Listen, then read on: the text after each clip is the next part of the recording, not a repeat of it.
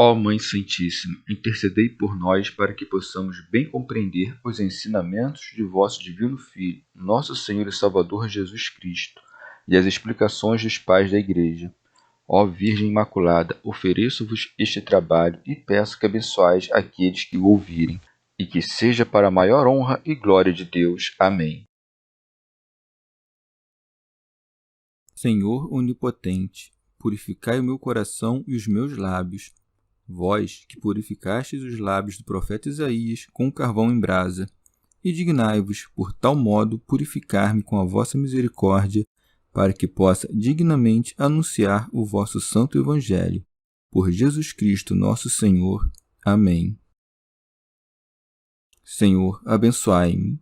Que o Senhor resida no meu coração e nos meus lábios, para que anuncie digna e convenientemente o seu Evangelho. Amém. Evangelho de Nosso Senhor Jesus Cristo, segundo São Marcos. Calúnia dos escribas. E os escribas, que haviam descido de Jerusalém, diziam: está possuído por Beelzebu, e também é pelo príncipe dos demônios que expulsa os demônios. Chamando-os para junto de si, falou-lhes por parábolas. Como pode Satanás expulsar Satanás? Se um reino se dividir contra si mesmo, tal reino não poderá subsistir. E se uma casa se dividir contra si mesma, tal casa não poderá se manter. Ora, se Satanás se atira contra si próprio e se divide, não poderá subsistir, mas acabará. Ninguém pode entrar na casa de um homem forte e roubar os seus pertences, se primeiro não amarrar o homem forte. Só então poderá roubar sua casa. Na verdade, eu vos digo, tudo será perdoado aos filhos dos homens, os pecados e todas as blasfêmias que tiverem proferido. Aquele, porém, que blasfemar contra o Espírito Santo jamais será perdoado. É culpado de pecado eterno. Isto porque eles diziam: ele está possuído por um espírito impuro.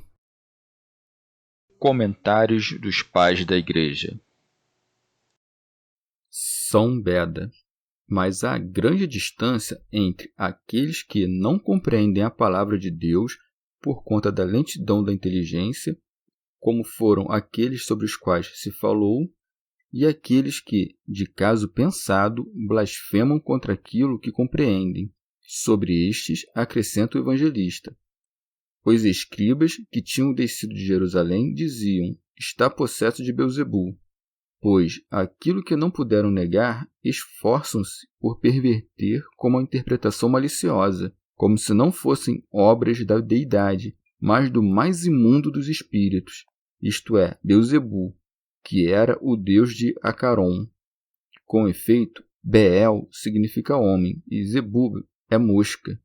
Beelzebub, portanto, traduz-se como homem das moscas, devido às imundícies do sangue dos imolados, por conta de cujo imundíssimo rito chamavam-no de príncipe dos demônios. É pelo príncipe dos demônios que expulsa os demônios. Pseudo-Jerônimo. Em sentido místico, a casa a qual eles vêm é a igreja primitiva. As turbas que impedem-nos de comer o pão são os pecados e vícios, pois quem come de maneira indigna, come e bebe a própria condenação. São Beda. Os escribas que descem de Jerusalém também blasfemam. Já a turba que vem de Jerusalém e de outras regiões da Judéia, ou dos gentios, seguiu o Senhor, pois assim ocorreria no tempo futuro da paixão. A turba do povo judeu conduzi-lo-ia a Jerusalém com palmas e louvores. Os gentios desejariam vê-lo, mas os escribas e fariseus deliberariam sobre a sua morte. Pseudo-Crisóstomo. Uma vez narrada a blasfêmia dos escribas, o Senhor mostra que seria impossível ocorrer o que eles diziam, confirmando sua palavra com um exemplo. Por isso diz: chamando-os para junto de si, falou-lhes por parábolas. Como pode Satanás expulsar Satanás?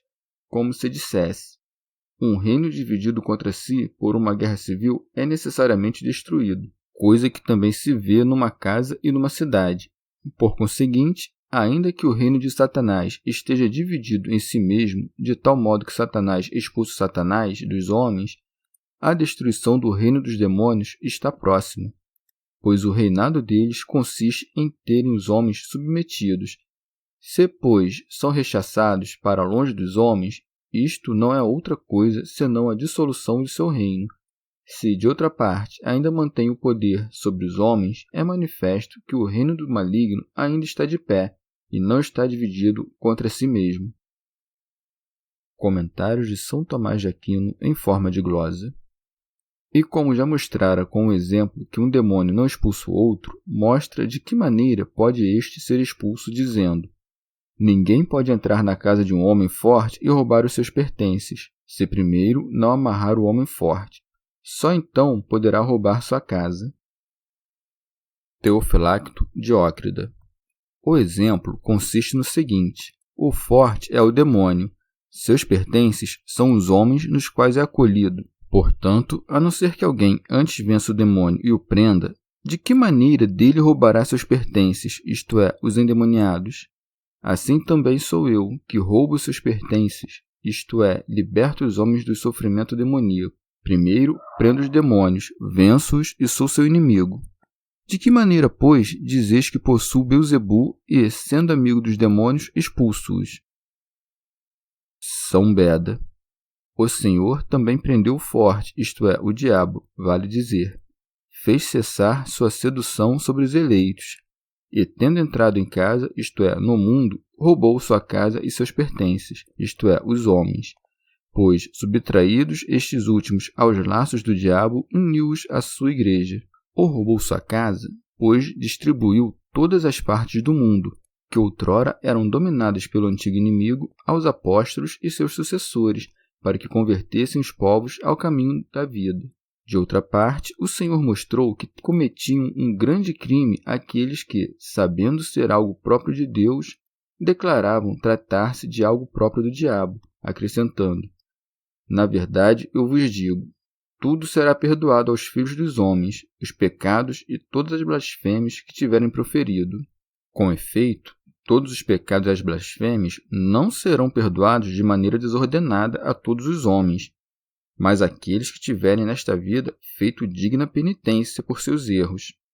E assim, não possuem ensejo para suas opiniões, seja novato, que nega que se deva conceder o perdão aos penitentes que caíram no momento do martírio, seja Orígenes, que afirma que depois do juízo universal, conquanto tenham-se passado todas as voltas dos séculos, todos os pecadores alcançarão o perdão dos pecados.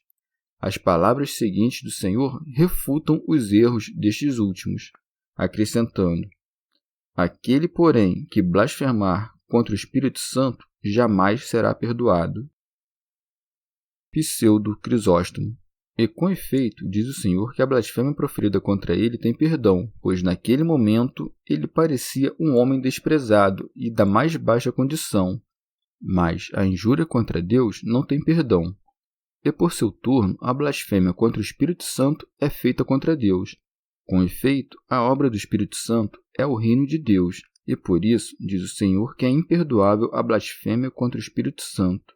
Em lugar daquilo que aqui é acrescentado, é culpado de pecado eterno, outro evangelista diz, nem neste século, nem no futuro, uma vez que a lei ordena que seja morto aquele que maldiz a Deus. Nisto não há justificação na segunda lei. Todo aquele que é batizado torna-se alheio a este século. Passava, no entanto, despercebido aos judeus o perdão que se concede pelo batismo. A quem, pois, atribui ao demônio os milagres e a expulsão dos demônios, que são próprios somente do Espírito Santo, não resta nenhuma justificativa para a blasfêmia. Mas sua blasfêmia, de tal tipo, sendo contra o Espírito Santo, parece não ser perdoada.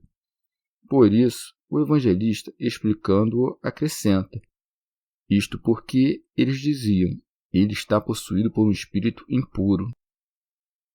Teofilacto Diócrida.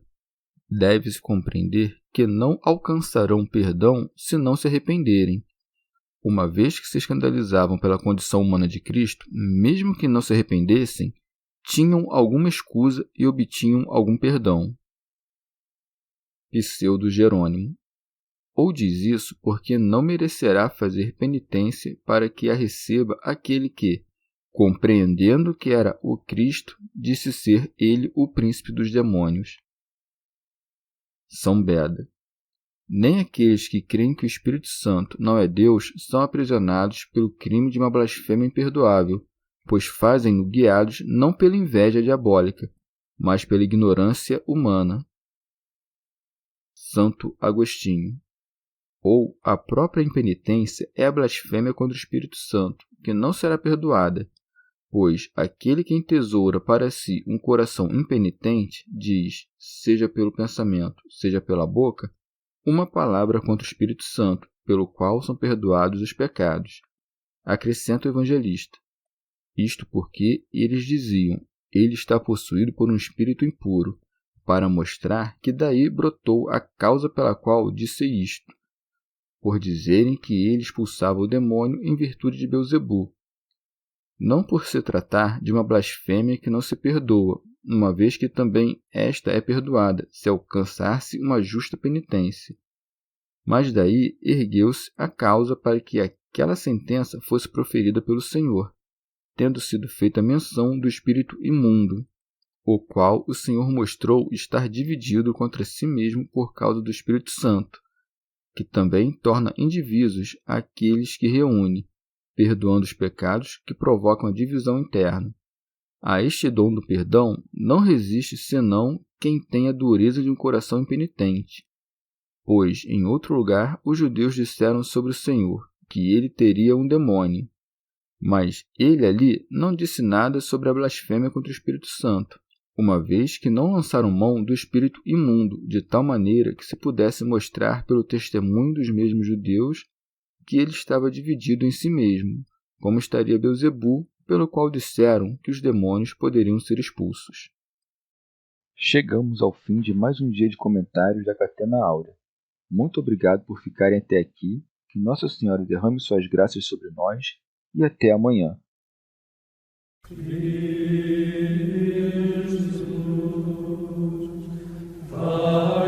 Jesus,